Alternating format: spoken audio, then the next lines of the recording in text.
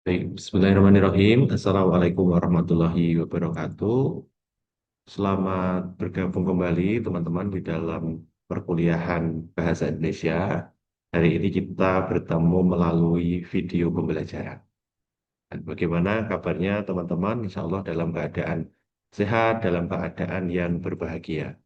Nah, materi kali ini kita akan membahas mengenai ragam bahasa Indonesia. Nah, apa itu ragam bahasa Indonesia? Tentu teman-teman di dalam komunikasi menggunakan bahasa Indonesia itu tidak semuanya seragam. Nah, nanti ada beberapa hal yang memengaruhi adanya ragam bahasa Indonesia.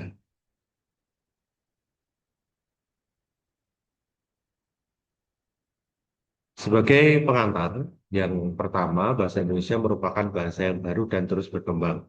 Kita tahu di pertemuan sebelumnya sudah kita bahas bahwa bahasa Indonesia itu lahir atau disepakati tahun 1928. Kalau kita hitung sampai hari ini, umur dari bahasa Indonesia itu belum ada satu abad, menjelang satu abad. Tahun 1928, nanti satu abadnya berarti tahun 2028. Nah, karena umurnya yang mungkin masih bisa dibilang baru untuk ukuran suatu bahasa gitu ya. Jadi bahasanya itu terus berkembang. Buktinya apa? Kemarin juga kita ketahui bahwa bahasa Indonesia itu banyak istilah-istilah yang baru, banyak menyesuaikan dengan perkembangan iptek dan kebutuhan dari masyarakat.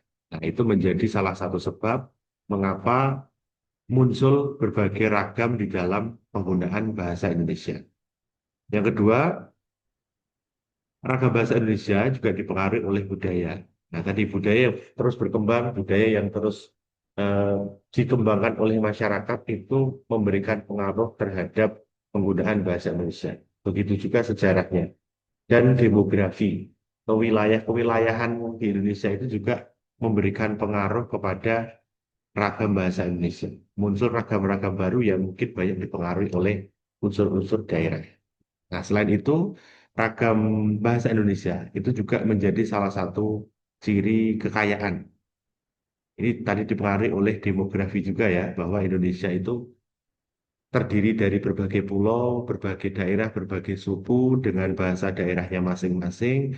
Akhirnya memunculkan ragam-ragam bahasa yang baru, yang itu dipengaruhi oleh unsur kedaerahan tadi, dan itu bukan menjadi satu hal yang melemahkan sebenarnya. Itu malah menjadi unsur yang membuat bahasa Indonesia itu semakin kaya dengan ragamnya seperti itu. Nah, kemudian beberapa hal yang mempengaruhi ragam bahasa Indonesia antara lain ada tiga. Yang pertama yaitu golongan penutur, kemudian ada jenis pemakaian, dan yang ketiga adalah situasi pemakaian bahasa. Yang pertama, terkait dengan golongan penutur, itu ada daerah asal. Teman-teman tentu daerah asal itu memberikan pengaruh pada penggunaan bahasa Indonesia kita. Misal nih, saya dari suku Jawa, asal saya dari Jawa. Ketika saya menggunakan bahasa Indonesia, nanti mungkin teman-teman akan menemui saya menggunakan bahasa Indonesia yang medok. Nah, terbawa oleh dialek atau logat asal daerah saya. Nah, mungkin di sini juga ada teman-teman yang asalnya dari Sumatera, dari Palembang. Nah, nanti juga bisa jadi teman-teman ketika terbiasa menggunakan bahasa daerahnya, misal bahasa Palembang. Nanti ketika berbahasa Indonesia, itu juga logat-logat Palembangnya akan masuk ke dalam bahasa Indonesia. Begitu juga dengan teman-teman yang mungkin asal daerahnya dari Sulawesi, dari Papua, atau daerah-daerah lain yang ada di Indonesia, itu ketika berbahasa Indonesia, nanti logat-logat daerahnya, logat bahasa daerahnya, dialeknya, itu akan terbawa ke dalam bahasa Indonesia. Yang akhirnya menimbulkan tadi ragam yang berbeda-beda di dalam penggunaan bahasa Indonesia, sesuai dengan asal daerahnya masing-masing. Kemudian yang kedua yaitu pendidikan. Nah, teman-teman pasti tidak asing bahwa ketika menyampaikan sesuatu, menyampaikan ide ataupun berekspresi, bahasa ini kan sebagai media ekspresi atau sebagai media untuk menyampaikan ide. Tentu orang-orang yang memiliki pendidikan yang berbeda, itu bahasanya juga berbeda. Misal teman-teman sudah menempuh strata satu dengan mungkin kita bandingkan dengan masyarakat yang mungkin pendidikannya tidak sampai SMP atau mungkin bahkan SD atau bahkan tidak mengenyam pendidikan. Pasti bahasa yang digunakan akan berbeda. Istilah-istilah yang digunakan akan berbeda ketika menyampaikan ide atau berekspresi menggunakan bahasa Indonesia. Nah, ini yang membuat tingkat pendidikan atau pendidikan itu mempengaruhi bahasa yang digunakan, sehingga ragamnya nanti juga akan berbeda. Yang ketiga, sikap penutur. Kalau sikap penutur biasanya dipengaruhi oleh derajat atau status sosial juga bisa. Nah, contohnya kalau kita melihat pejabat atau yang paling dekat mungkin kepala desa, itu tentu bahasanya itu berbeda dengan masyarakat pada umumnya. Mengapa demikian? Ya tadi dipengaruhi oleh status sosialnya seperti itu. Begitu juga usia. Usia itu juga masuk ke dalam sikap penutur. Tentu teman-teman yang sekarang mungkin usianya 20-an, itu bahasanya berbeda dengan adik kalian yang mungkin masih balita atau adik kalian yang mungkin masih berusia sekolah dasar. Nah, mengapa demikian? Ya karena sikap penuturnya berbeda dipengaruhi oleh usianya seperti itu. Oke. Kemudian ragam bahasa yang kedua yang dipengaruhi oleh jenis pemakaian, itu yang pertama ada pokok persoalan. Nah, maksudnya pokok persoalan itu berkaitan dengan istilah teknis atau bidang yang kita geluti. Misal nih, teman-teman dari ilmu geografi. Tentu di dalam ilmu geografi itu ada istilah-istilah teknis atau istilah-istilah yang itu lekat sekali dengan persoalan-persoalan geografi. Atau teman-teman dari ilmu kesehatan. Pasti di ilmu kesehatan itu ada istilah-istilah teknis atau istilah-istilah yang itu sangat erat dengan persoalan kesehatan atau sangat erat dengan bidang kesehatan atau di bidang-bidang ilmu yang lain. Nah, itu akan menimbulkan ragam bahasa yang didasarkan pada pokok persoalan atau latar belakang dari orang yang menggunakan bahasanya. Nah, pasti bahasa istilah-istilah teknis yang digunakan oleh tenaga kesehatan dengan tenaga pendidikan mungkin itu nanti pasti ada perbedaan.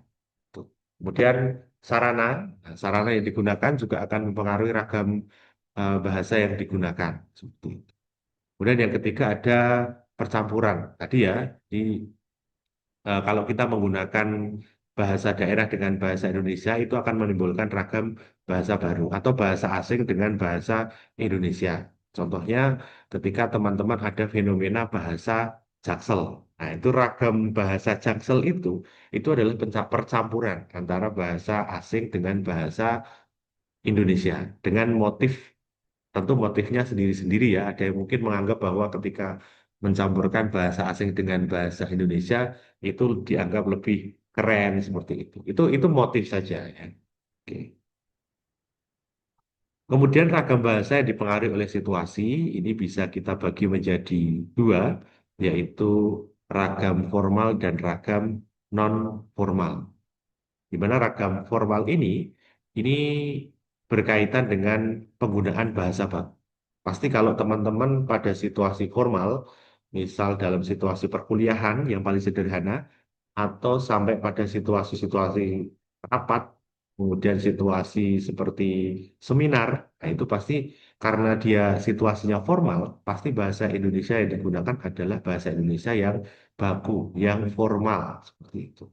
Kemudian yang kedua yaitu ragam non-formal. Nah, ini biasanya adalah bahasa Indonesia yang kita gunakan untuk aktivitas kita sehari-hari. Misal teman-teman ngobrol dengan teman kalian di luar kelas, itu pasti tidak mungkin menggunakan bahasa yang baku. Selalu bertanya, kamu sudah makan atau belum? Dan tidak mungkin seperti itu ketika bertemu dengan teman di luar kelas atau di tempat asalnya, atau di jalan atau dimanapun. Nah, pasti menggunakan bahasa Indonesia yang ragam non formal. Kamu udah makan atau belum? Atau yang lebih sederhana lagi seperti itu. Nah, di sini bisa dibedakan jadi dua ya. Yang ragam non formal itu ada ragam santai dan ragam akrab. Ya, ragam santai itu ragam bahasa Indonesia yang kita gunakan sehari-hari di luar forum-forum formal, yaitu ragam santai. Kalau ragam akrab itu biasanya sudah ada ciri-ciri kedekatan. Maksudnya ya mungkin kalian antara teman satu dengan teman yang lain itu belum tentu akrab. Nanti kalau sudah teman itu akrab, pasti dengan bahasa-bahasa yang sederhana dia akan mudah mengerti. Nah, nanti ragam akrab ini akan berkaitan dengan tingkat pemahaman. Nah, bahasa yang kalian gunakan ketika kalian sudah akrab, nanti otomatis itu akan eh, memberikan pemaknaan-pemaknaan yang mungkin hanya kalian atau komunitas kalian yang tahu. Misal kalian mau pergi ke suatu tempat, nah mungkin ada teman kalian yang tidak akrab atau belum akrab, itu nggak tahu itu tempat apa ya, mungkin tempat makan. Nah kalian hanya menyebutkan nama penjualnya, misalkan, ayo ke tempatnya si Ayo. Nah, maksud kalian itu kalau kalian sudah akrab, maka teman kalian itu akan bisa menangkap, oh ke tempatnya si A ini maksudnya adalah untuk makan, karena itu merupakan tempat untuk atau tempat yang menjual makanan. Nah, contohnya seperti itu ragam akrab. Jadi antara si penutur atau orang yang menyampaikan dengan orang yang menerima itu sudah eh, bisa menangkap informasinya. Yang dimaksudkan atau informasi yang dimaksudkan oleh si penutur itu bisa ditangkap oleh si penerima tadi. Berbeda kalau kita belum akrab nih. Kalian diajak, ayo ke tempatnya si A, yuk.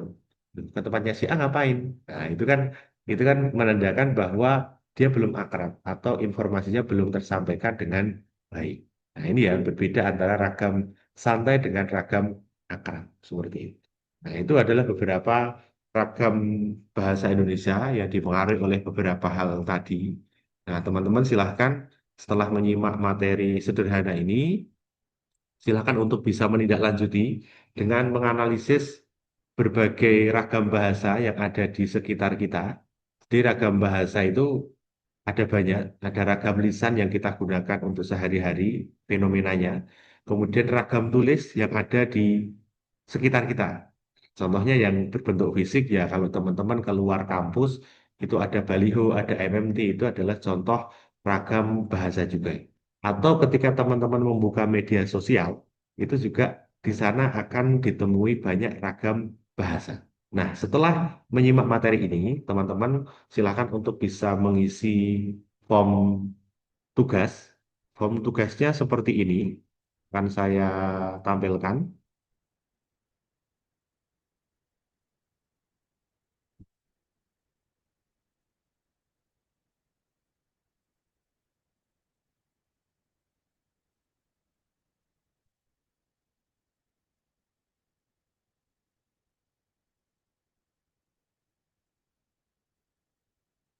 Oke, ini adalah form tugasnya. Nanti akan saya kirimkan atau bisa diakses di Google Drive, teman-teman.